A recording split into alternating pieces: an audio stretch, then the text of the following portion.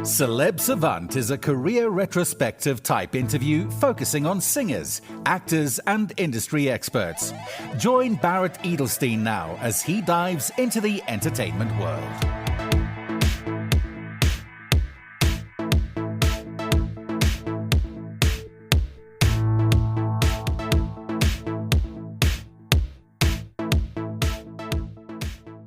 American-born and London-based singer, songwriter, and rising pop sensation Casey McQuillen first captured hearts as a standout on season 13 of American Idol, earning millions of fans with her powerhouse vocals and undeniable charisma. Since then, she's made waves with performances on The Kelly Clarkson Show and airplay on MTV, CMT, and SiriusXM's The Pulse. On the touring front, Casey has supported incredible acts like James Morrison, Beverly Knight, Marty Pellow, Newton Faulkner, Will Young, Eric Hutchinson, Stephen Kellogg, and many more.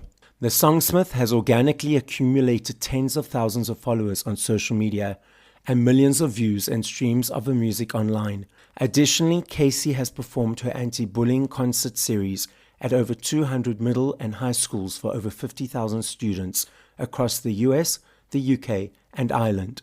The You Matter tour was recognized by the UN Foundation and was recently featured on The Kelly Clarkson Show. Casey's debut album Skinny, which includes the hit single In and Out, a duet with John McLaughlin, found its way into several major playlists, being spotlighted by the likes of Apple Music and Amazon Music. In 2025, Casey is set to perform in front of a staggering 250,000 fans across 53 arena shows, supporting Eurovision winner Loreen and joining pop icon Anastacia on their sold-out tours. Having already wowed crowds with her own headline shows across the US and UK, including sold-out performances in London and New York, Casey is no stranger to commanding large audiences. Up next on Celeb Savant, we've got Casey McQuillen. Where in the world are you and how are you doing?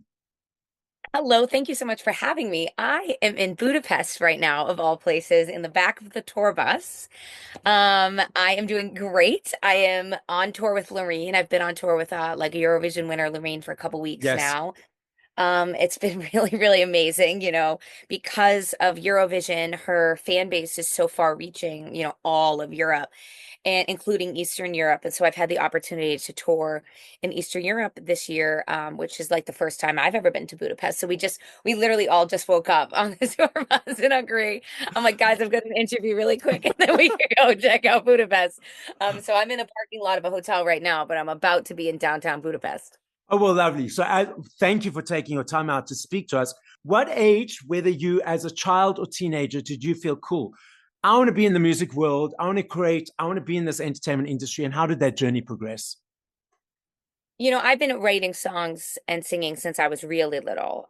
I was on YouTube and I was posting. So I got a bit of a following when I was in high school. And I started putting out albums and things like that. And I'm from an area of America that has like one of the best music universities in the country, especially for pop music. And I went to tour it. I remember going to tour it to see where I wanted to go to uni. And I remember the feeling of being around all those kids. And I was there for a summer workshop, a summer songwriting workshop. I went for a week and I finally learned anything about songwriting. I've just been doing it on my own, and it was like probably one of the best weeks of my life, the first time being around other creatives and having that feeling of being understood in that way. And I think that was the moment that I knew I would pursue it professionally. I couldn't imagine doing anything else. And what's funny now is for the past couple of years in a row, I've gone back and I've taught at that same songwriting week at my university. So I go back now and teach the like 17, 16-year-old kids. And it honestly is really creatively fulfilling for me because they have that same energy that I had, which is just pure optimism and hope and creativity. And like, okay, well, it's all going to work out because I love the art. Like they have so much faith, and making it your job can take the faith away. You know what I mean? It can be tough. And so being around that energy, I find to be really creatively refreshing. And so I've it's hard. My career is getting busier and busier, and I'm having less and less time to do it. But I really try to make time every year to go back and do it because I find that it helps me shift my perspective back to what it was when I was younger. And then how did that turn into you becoming professional? What were the next steps? So I went to music uni. I Yeah. studied songwriting and music business for university. When I was there, I really put myself out there. I think something I've always been more comfortable with than my peers is failure. I know that that sounds a little counterintuitive, but this job includes a lot of failure. And if you're uncomfortable being the least talented person in the room, you're going to struggle because I'm regularly the least talented person in the rooms that I'm in. My friends are all really gifted and doing amazing things. And, I from a young age was able to have a mindset of that inspiring me. Obviously, sometimes it intimidates me. Yeah. Sometimes it makes me feel exhausted but most of the time it makes me feel like, well, I'm a lot like them. And if they can do it, so can I.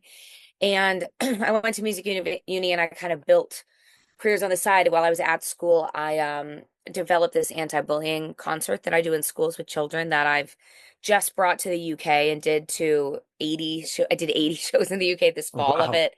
I was on the Kelly Clarkson Show in America talking about it.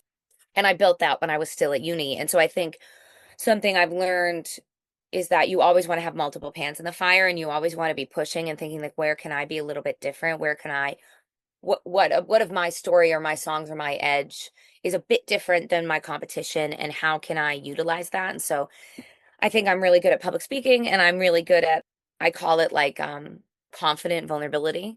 Like I'm Yes. vulnerable, but from a position of a lot of power. That's kind of my brand, and that's who I am as kind of a person just in general. And so going into schools and talking about bullying and self-confidence is very natural for me, because that's honestly, I do a lot of talking on stage during my set in front of Loreen's fans, that kind of thing. That's how I got into it, was just kind of like putting a finger in the door and then just like trying your best to shove through as much as you could. Follow success with more success. I love all those stories. You've given me so many aha moments as we're talking. Thank you. You reference your songwriting, so let's dive into that. So from 0 to 3 to 4 minutes of a song, in creating that song, what motivates it? What invigorates that creativity? Is it easy every time? Do you collaborate with others? Let's unpack your journey in creating a song. That's so fun. Okay, that's my favorite thing to talk about. I think a lot of the time I write about my own life experience. I tend to use songwriting to process what I'm going through. Funnily enough, a lot of my songs are sad, but I'm not a very sad person. But I think it's when I get to that feeling, I say there's like two types of pop songwriting right now. I call them, there's fact songwriting and there's storyteller songwriting. So a Okay. really good example of fact songwriting would be I Want It, I Got It by Ariana Grande. So it's like, I'm rich and these are the things that I bought, about this, right? And it's a style of songwriting. And Yeah, yeah, yeah. it's like the chorus is like a thesis, and then you prove your thesis with fact, Oh, right? okay. It's now you're gonna hear it. This is Yes. welcome to my songwriting class, by the way. So you prove your thesis through the song. And then there's another type of songwriting, which is more traditional, which is storyteller songwriting. And so basically every Taylor Swift song falls into this category, which would be like, I'm a protagonist, I'm in this situation, and then things happen, and then in the bridge I discover more about myself, and then we go back to the chorus, right? That's storyteller songwriting. That's the kind of songwriting that I like to do most.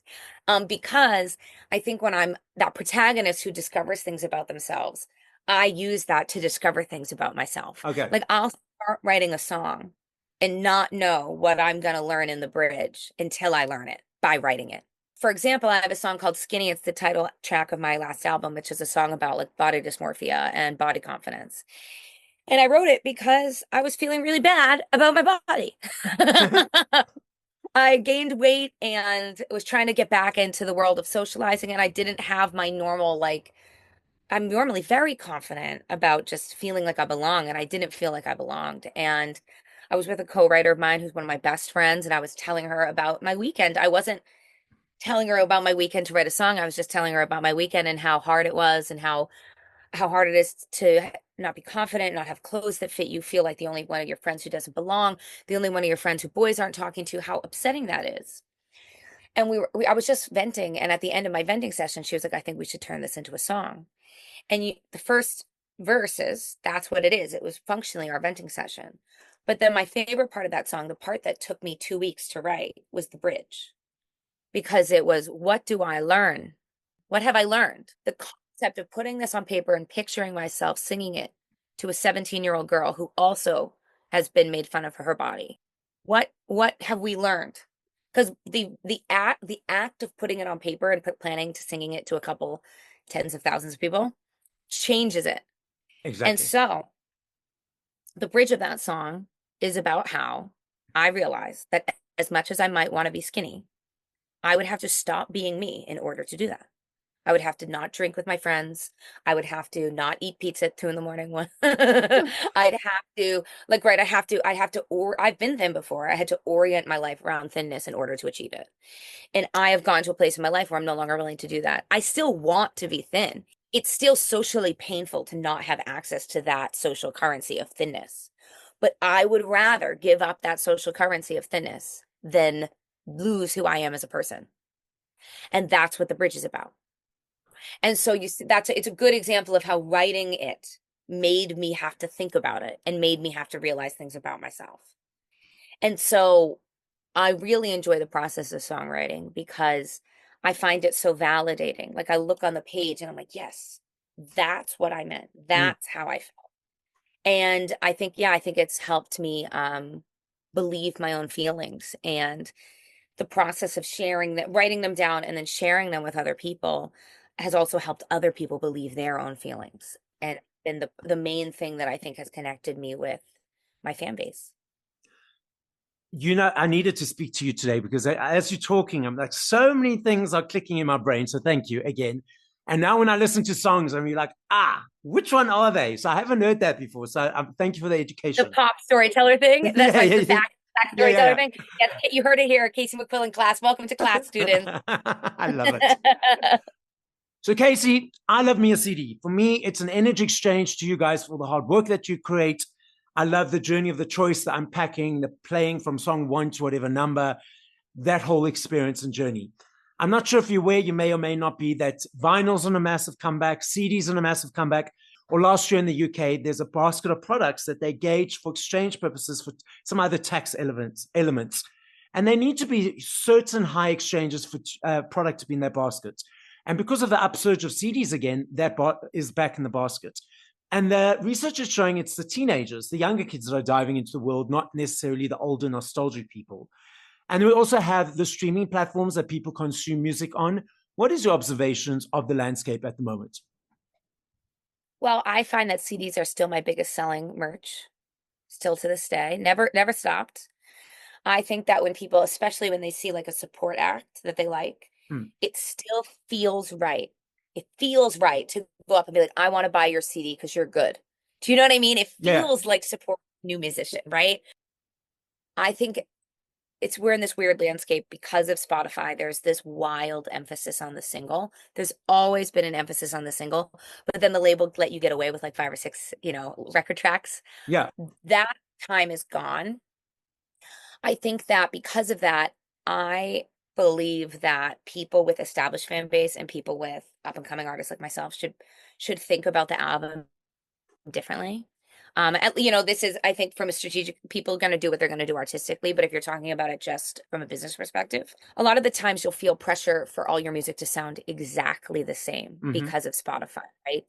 Once you hit one thing, you want to hit it again, you want to hit it again, you want to hit it again. But I think that there's another way to think about it, which is I can submit for a different playlist every month. Every time I release a song, I can submit for a different playlist. And so for example, on my album, I have a song called Bourbon, which is produced as a country song on this pop album because it is a country song. I accidentally wrote a country song. Trying to produce it pop and it sounded stupid. And then we added a freaking fiddle. It made sense. And I think that instead of looking as Spotify of this prison, we can look at it as like, okay, let me take this individual song, this individual single, and make the best version of it possible. Ignore everything else. If I existed alone as an artist with just this one song, how would I produce it? Because I'll produce it and then I'll pitch it to those playlists. Because I think that fans are more interested in a relationship, a personal relationship with an artist than they are with the specific genre. People used to be like metalheads, Yes. pop heads, right? I haven't seen that so much anymore. I think people identify with a certain type of personality profile that a celebrity is sharing. And so I think that I hope that for me, I write all my own songs. So I'm hoping that whether I make it rock or pop or country, you'll hear me in it and you'll feel that type of vulnerability we were talking about earlier, and that you'll allow me to, as the artist, bring you into whatever musical cradle for this story I think is most appropriate. And I think that there is ironically a bit of a freedom in it, now that we're thinking about things more from a single perspective. And I think it's an upside that I haven't heard many people talking about. And so that's what I try to do, is not all my songs follow the exact same genre profile. They're all pop in the sense that, they all follow a pretty traditional pop style writing. But I allow myself to be creative when it comes to the way that I express myself, in the production. I love your observation of it. It's interesting. Everyone's got their own perspective and understanding, and I love hearing all the different versions. You've opened up for a bunch of artists. Have you referenced you're busy with Loreen? You're going to be opening for Anastacia, and I was looking at the other artists that you've opened for. As a performer, opening for other artists, because obviously the audience is there to see that main artist. How do you see it as a challenge? Yes, now I'm going to convert a whole bunch of new fans. What is your approach when tackling the opening act scenario? Challenge. I think I do, but not in a bad way. Like not in like I always say this in private, that I think it's hilarious that we just give me a microphone for half an hour. I think it's funny. Like it's like what the hell is going on? Like, Yeah. I'm really good at it. Not to toot my own horn, but I think I'm really good as specifically a support act. And I think the reason is that I was a wedding singer for years. Okay. And I do this school program, right? Yeah. And the thing about when you're singing in a wedding or you're singing about bullying in a school in front of 800 15-year-olds is it's not about you, right? When you're at a wedding, it's not about you. When I'm singing at a wedding, it's very obviously not about me, right? I'm at a school and there's children who are tearing up hearing a story about bullying. It's not about me. It's about the children, right? Yeah. And that is how I gained my performance experience. It's not about me. It can really feel like it's about you when your name's in lights, but it isn't about you. And so when you say, is it a challenge? Yeah, because everyone comes up to me after the show and they say the same thing every night. Like they think I'm going to be the first time I'm going to hear it. They go, I normally hate the support act. Yes. This is the first support act I've ever liked. And I'm like, I know. But I look at it like it's not about me. It is about two things. It's primarily about the audience. And secondarily, it's about what the stage is going to feel like for the headliner. I take that job really seriously. And I have heard really positive feedback from now people that I consider friends, that I opened for. I was a first of three with James Morrison, my first tour over in the UK, which means it was me, and then it was Newton Faulkner, and then it was James. And his fans responded so well to me, and the stage was so hot. That's how you phrase it. The stage was so hot after I come off that he brought me out to do Europe with him direct. And, he told me at the time that it was one of his favorite experiences with touring was coming out onto the stage after I'd warmed it up. Because it felt like he said he felt like it was coming out halfway through his own set because it was so hot. The audience was so hot. Yeah. I do that on purpose. Like I'm on the Loreen tour. I keep being like, who's coming out? And I make the audience yell that she's coming out like 5 times because that's what I am, right? I'm a professional hype woman. That's my job. And so it is about converting them into my fans, but me and the fans have the same goal. It's that they see the best Loreen show they've ever seen. And I can actually influence that I can make it easier for the headliner to come out to a warmer audience. And so I don't think, not to sound like I'm like freaking, Buddha. I'm not trying to do that. Yeah. I really try to avoid thinking about myself. Because once I think about myself, then being a support act is really hard. Then, oh, the room isn't full. Oh, people are chatting by the bar. Oh, it's really easy as a support act to not enjoy it. But if it's not about me, if it's about the audience, well, the shock and delight on their faces that they're having a good time is great. It's not insulting. It's great. Right? Them Yeah. cheering for Loreen isn't because they don't want me to be on stage. It's because we're Yes. all in this together. Yeah. I feel like I find so much joy in being a support act because I feel like I have a big an important job to do. And by the way, when the shows are full and the shows are sold out, then I get to go out there and hype up a sold out crowd. And when the shows have no one in them and the headliner is backstage stressed because it's their label on the phone because they didn't sell the tickets, Yeah. well, it's even more important that I go out and hype the people that are there.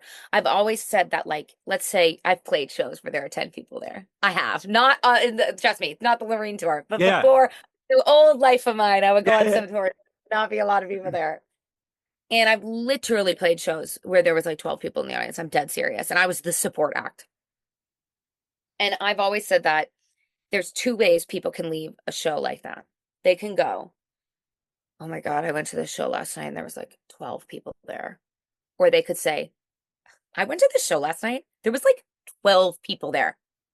It is in my power how they perceive that. And because it's not about me, I will do everything I can to make them think of it as they got a special thing. They're Yeah. ahead of the curve. They saw it before everyone else. That's our power as artists. I'm that dude that's right up in front. I'll take my cell phone out for one or two pictures, one or two videos, and then I put it away. I notice that. I note that these days a lot of people are tweeting and posting and videoing for a lot of time of the show. As a person on the stage, potentially observing a lot of phones compared to a lot of eyes, do you find that it takes away from the energy or connection of the audience, or it's just where society is at the moment? You know, I think I see it as a gift, as a support act. I see it as a gift as an artist continuously. Okay. I think when somebody's filming, it's likely either one thing, right? They want to have proof, they want to remember it for themselves, or they want to share it with their social circle. Both of those are such a compliment, right? Yeah. You're enjoying this moment so much that you want to capture it. Think about this, right? We just said 5 minutes ago, you were like, ugh, who's the support today? Ugh. Ugh. Yes. 5 minutes, but Julie said, I'm the same way. I'm the same way. Now, we have made such a transition. You are filming me. You are like, I love it. I'm on your story. You are TikToking.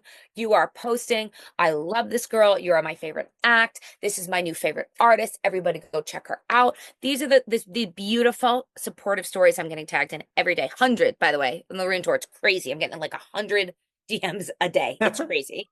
It's amazing. When people film me, I look at that and I say, wow, that is how much I've tried to give them all that I can. Look at them trying to give me back what they can, which is their social capital. And I appreciate it. And I think that I could totally see an experience as like, your Ed Sheeran. Everybody wants proof that they were right by you. I think that's the difference. I don't think people are filming me to prove that they were close to fame. I think people are filming me to prove that they were close to like art. Yeah. So it doesn't feel insulting. I could absolutely see a scenario where when you are much more famous than me, you don't feel like people are trying to film and connect with your art. You feel like people are trying to connect with your fame. And I could see that feeling very isolating. So I'm commenting on it from the perspective of someone who is still building their platform, and I am very honored that people want me on their phones. But I could completely see. I think it would be very healthy for someone like Ed Sheeran to be like, "Let's do a song, no phones." I think that's really important, and I, as a fan of people like that, would be happy to do that, and I think it would have me have a different experience. So you on the tour with Loreen, you've got the Anastacia tour coming up. What's happening beyond those different elements of the next period? Well, I'm doing my own tour in the fall, in the UK and mainland Europe. It's my first time headlining in mainland Europe, so I'm really excited. Having the opportunity, I'm going to play for 250,000 people between this Loreen and Anastacia tour. How crazy is that? Wow. That's a lot of people. Yes. That's a lot of people. So in person live, I'm going to perform for 250,000 people in a span of 3 months. And so every city that I'm going to with both Loreen and Anastacia, I'm doing a headline tour in the fall. And so it's going to be really, really fun. And that's kind of where I'm directing this energy and intention towards is, meeting these fans and saying like, listen, you saw me at the O2. This is the club show. Like, this is how to get in, right? It's like how to get in on the ground level. Like, Yeah. and I've done this now a couple times after I opened for like Marty Pello and Beverly Knight and James Morrison, all these people. I did in the UK, I did my club shows. And, we were sold out last time in the UK. And it was really freaking fun as hell because I had a different set of responsibilities as a performer, Yeah. playing my own crowd. It wasn't my responsibility to warm it up for anyone else. It wasn't my responsibility to charm people into being present with me. They all came present. Yeah. I will never forget in my whole life. I did one after the James Morrison tour, just the one. I booked a headline tour in the UK just to see who will come. And we did. We sold a bunch of tickets and there was a lot of people there. I just did solo acoustic. And I was in Leicester, and everyone always laughs because I say Leicester's my favorite city in the UK, and everyone always are like, and I'm not. I'm completely serious. All my favorite fans. Hi guys, are in Leicester, and I did this show, and I was have that song "Skinny" that I wrote. I told you I wrote the bridge of that song for weeks, like weeks on the subway, like a crazy person writing it, and I started singing "Skinny," and everyone sang with me. And I'm getting choked up talking about it now, even though that's happened a bunch of times since. Yeah. I was blown away because I've done the wedding thing and I've done the school tours and I've done the support thing. And I'm always giving energy, right? Because that's my job. And I write these words. And back then, there was a part of me that wrote them and thought people wouldn't really hear them. I wrote them to have them. I had hope, but I didn't have hope and belief are different. And when I heard every word, those words that I went, oh, should it be this word or this word, this word or this word? And I heard my choice, like, right, it was with them. They felt it. They sang every word. It was truly one of the most beautiful moments of my entire life. And to the point that I almost had to dissociate because I was like, I'm gonna burst into hysterical tears on stage. Like, I have to keep going. And so I'm pushing people towards my headline tour because for me, that is the work. All the work is this, and I enjoy the work, but the release is when I get to perform to my own fans and we get to experience this music together. So I love this game. I know if I had to ask you this question in 5 hours, 5 minutes, 50 hours, I know your answer will be different every time. I understand that, and I recognize that. I'm not saying favorite. I'm saying top of mind. If you had to push play to 5 artists once you finish this conversation, and if you can think of specific songs from those artists, otherwise just 5 artists, who would they be? And if songs come to mind, what would those songs be? Okay. First person comes to mind is Macy Peters. I'm obsessed with her. Talk about storytelling, songwriting. I love her. Macy, if you're listening, I would like to come on tour with you. Please take me on tour. Other people that come to mind, my Stacey Kelleher is the instrumentalist who's on tour with me right now for 3 months, a Nashville girl from the same music university I went to. She's great. I always have one of her songs, Germantown, stuck in my head. We're always singing it backstage. She's great. And, if you're looking for undiscovered talent, man, like there is a lot. And speaking of people in Nashville, one of my co-writers who I wrote Skinny with, and my friend, a fabulous artist named Hadley Canary, who's in Nashville and writing great storyteller type songs. And who are some more mainstream artists that I listen to all the time. There's an American artist called JP Sachs. He's an amazing storyteller songwriter, really good. I went to this like small EP release show of his. He's a big artist. Yeah. But there was like people there and I was like, there's only 100 people there, right? It's all about intention. Last but not least, who would I say to check out? So I've got another Berkeley band of mine, another friends of mine. They're very popular in America. They are not niche. Is some of my friends who are in a band, they have like fun horn section jam band stuff. If you like to really, really have a good time at a live show, go check out a Ripe concert. So yeah, mostly my friends. Go listen to my friends. And Macy Peters. What was the name of the last band that just didn't come through? Right. Like a fruit. Right. Ripe like a fruit. Okay, lovely. So Casey, the podcast is listened to throughout the world. As a final message, what would you like to say? I would like to say thank you so much for giving your time to support the arts and become invested in this, huge piece of culture that we're all constantly surrounded by, right? What is celebrity? What is entertainment? What is pop music? But to take the time to listen to it from like the boots on the ground, I'm like a soldier on the ground of this, and I really appreciate it. And I please let me know in comments on Instagram or TikTok or whatever, that you came from this. I'm so fascinated by how people find my art, and if you want to go listen to some new stuff, I have new music out. I have my album out. I have a great new song called Better Than This. Make sure to give me a follow on Spotify or Apple Music so you can be, the first one to hear it. Thank you for listening to this episode of Celeb Savant. Please follow Barrett on TikTok, Instagram, YouTube, and Facebook at Celeb Savant. That's CelebSavant.